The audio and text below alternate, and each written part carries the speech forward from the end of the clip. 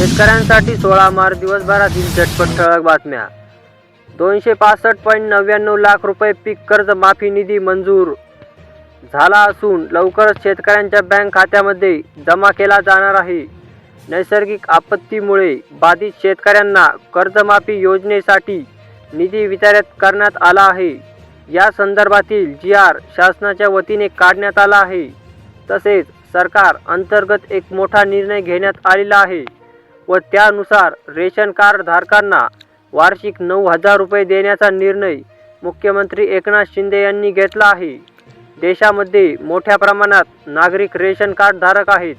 तसेच ration card अंतर्गत मोठ्या प्रमाणात धान्याचा पुरवठा नागरिकांना करण्यात येतो व त्यातील उत्तम उदाहरण म्हणजे कोरोनाच्या काळामध्ये मोठ्या प्रमाणात नागरिकांना धान्याचा पुरवठा रेशन कार्ड अंतर्गत करण्यात आला होता.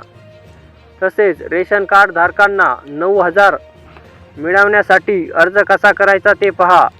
या योजनेअंतर्गत अर्ज करण्यासाठी तुम्हाला रेशन दुकानदार यांच्याकडे संपर्क करावा लागेल.